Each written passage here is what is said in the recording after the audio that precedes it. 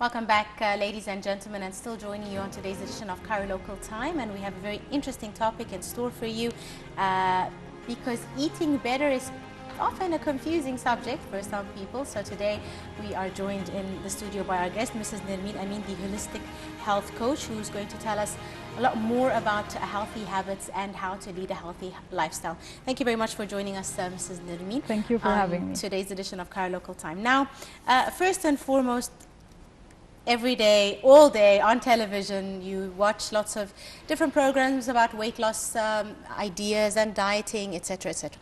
What is the difference between a diet and leading a healthy lifestyle? It's an excellent question, actually. Let me first start by reminding you that people who want to lead a healthy lifestyle, they look fit and be fit and healthy.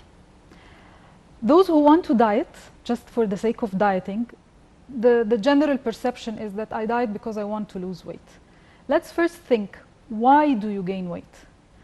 Because you eat plenty of stuff that's not very healthy. Mm-hmm.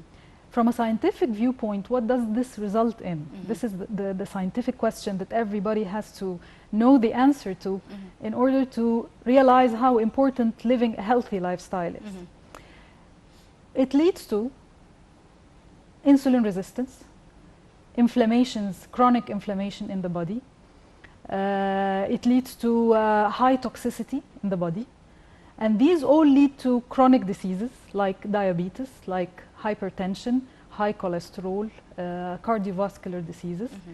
So it is one thing leading to the other. Mm-hmm. So if I want to undo all this, mm-hmm. I want to lose weight, mm-hmm. because if I have all this, naturally I will be overweight. Mm-hmm.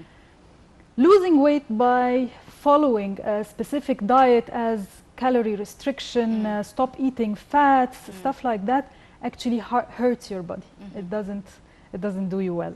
Obviously, a lot of people count calories and write down what they eat all the time, etc. And you said this is actually detrimental to your body. Your body is not a machine. It is a living. It has 100 trillion living cells. So the 100 trillion living cells, you have to deal with them in a specific manner that you have to ease into anything you want to do to your body. You cannot be today eating 3,000 calories a day, and tomorrow you wake up and decide to eat 800 calories, and you think that this is going to do you well. Your body has to take steps. Gradual steps. We want to cure the insulin resistance. We want to decrease the inflammation in the body. We want to detoxify the body. These are all very important steps that could lead eventually, exactly. Right. Before we get into further details, we have a quick report on weight loss and dieting and healthy lifestyles, and we'll be right back to continue our discussion with our guest for this afternoon, Mrs. Nermeen Ameen. Do stay tuned.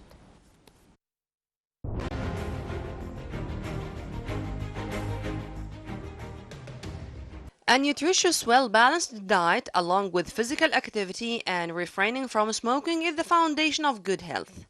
Healthy eating includes consuming high-quality proteins, carbohydrates, heart-healthy fats, vitamins, minerals, and water in the foods you take in, while minimizing processed foods, saturated fats, and alcohol.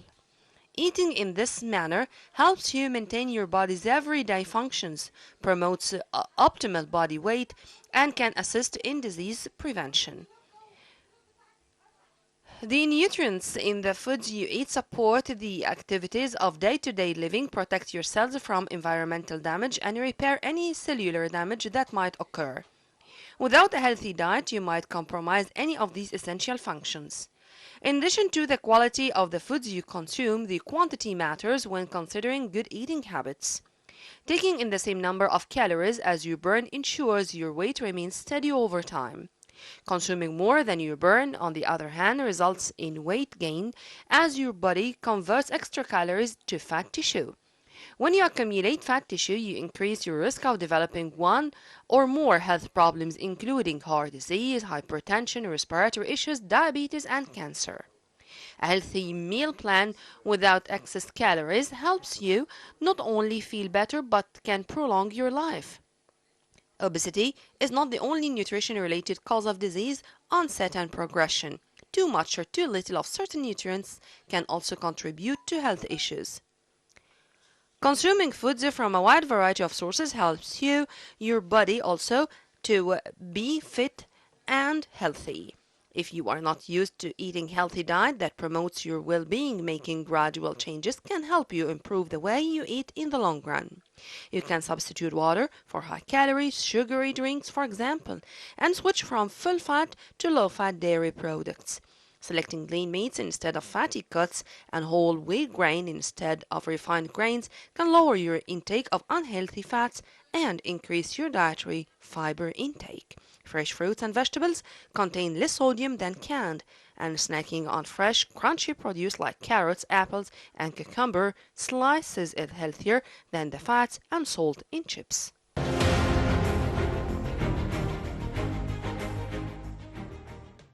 Welcome back, ladies and gentlemen. You're nodding your head throughout the report, so I'm assuming it's on the right track. Most of it, yes. All right. So let me ask you, Mrs. Nermeen, now, when you decide, okay, I'm going to change my habits and my lifestyle and start gradually easing into a healthier lifestyle, what do you need to do and how does it work?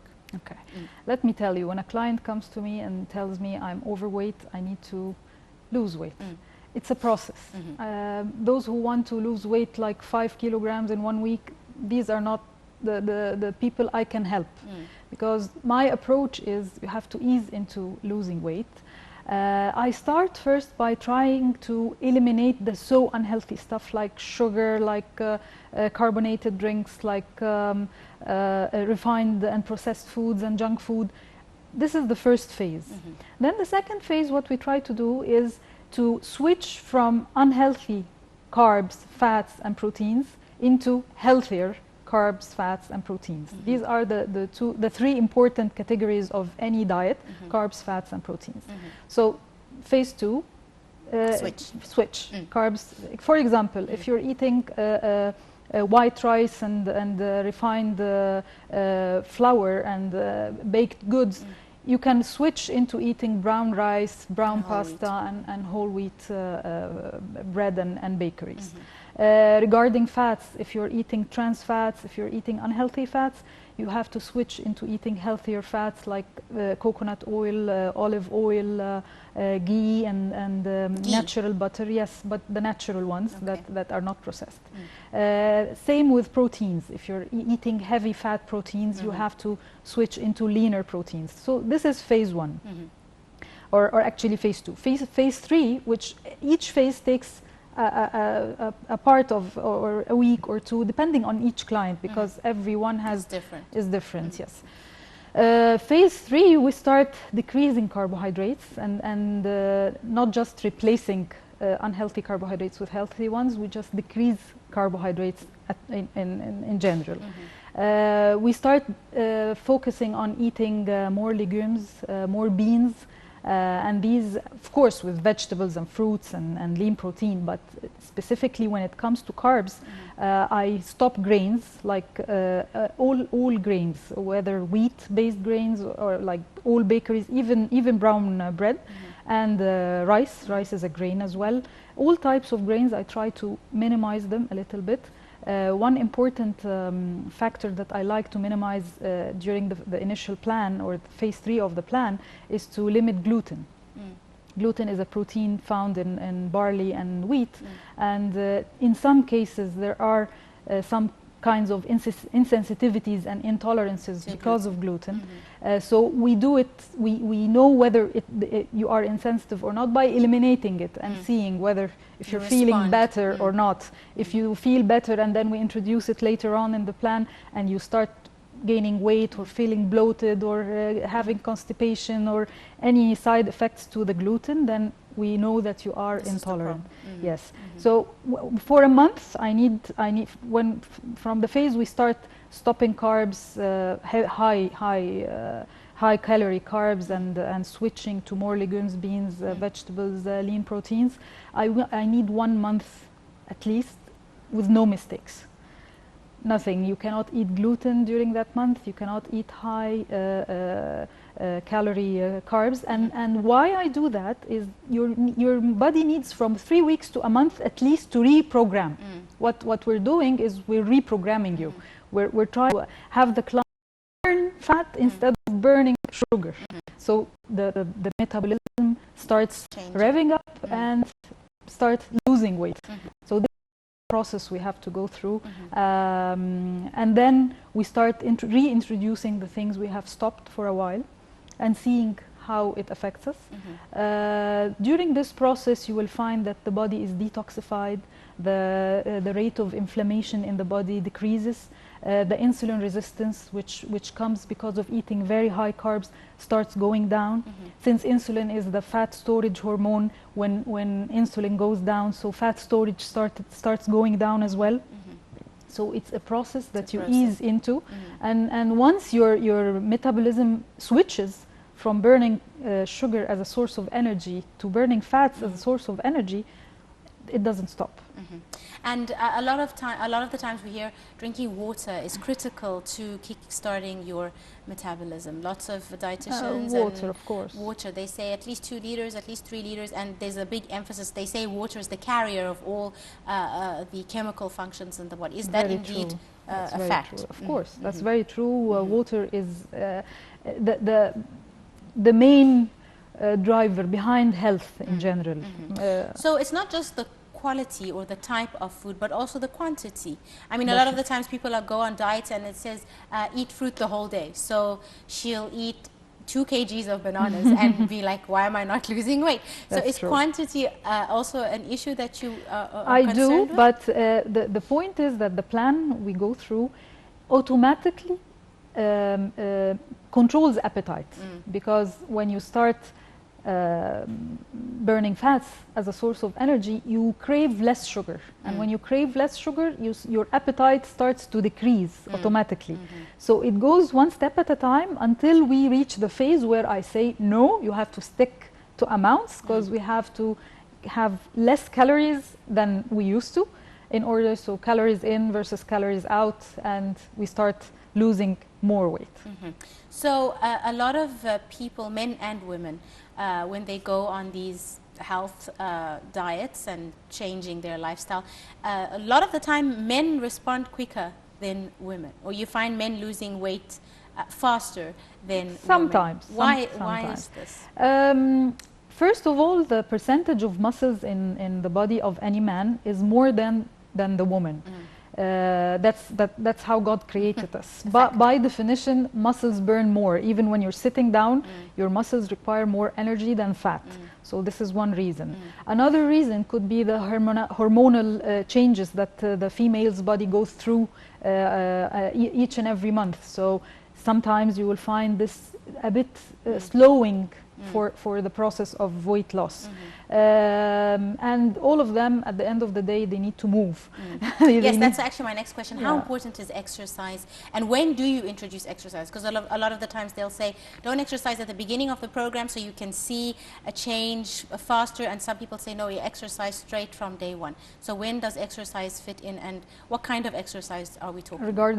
Regardless of a program, exercise has to be there all the time. It's just changes from one phase to the other. So if someone is totally sedentary and comes to us for changing their lifestyle and losing weight, I cannot ask them to start running from day one. Of course. So it takes phases. It starts with walking, a little bit of swimming, then I go up the number of minutes, the required amount of energy dispensed in exercise increases gradually, and I very importantly focus on muscles. You have to build muscle. Cardio alone is not what you need. Very quickly, because we're running out of time and I still have a lot I want to ask you. Pregnant women, they also go through a very difficult phase, hormonal imbalances, water retention. They end up gaining a lot of weight, even if they're not eating as much as they think they are. Some of them try to diet during pregnancy. What would your advice be?